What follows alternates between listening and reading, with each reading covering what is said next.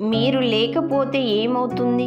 ఈ ప్రపంచంలో మన ఉనికి ఒక అర్థాన్నివ్వాలి. మీరు ఒక ఐకాన్‌గా మారాలి.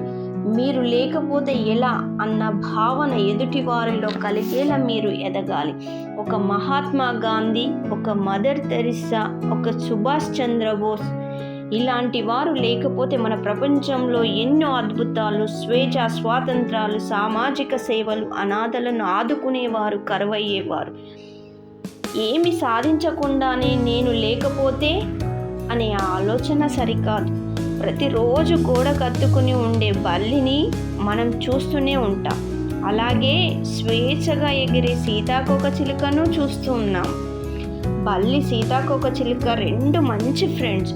ఓ రోజు సీతాకోకచిలుక బల్లికి ఈ ప్రపంచంలోని అందాలను చూపించాలని అనుకుంది. వెంటనే బల్లి దగ్గరికి వెళ్ళి, నాతో వస్తే ఈ ప్రపంచాన్ని చూపిస్తాను, ఎంతసేపని ఈ గోడ కత్తుకొని ఉంటావు అంది.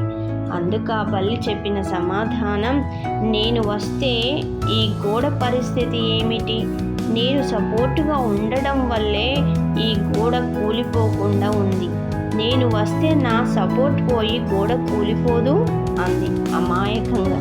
ఇక్కడ బల్లి అమాయకత్వంతో పాటు తెలివి తక్కువతనం, అతి ధీమా కనిపిస్తుంది. మన రేంజ్ ఏంటో, ఇక్కడ మన స్థానం ఏంటో తెలుసుకుని తెలివిగా మసులుకోవాలి. పిల్లల్లోనూ ఇలాంటి భావాలు రాకుండా చూడాలి.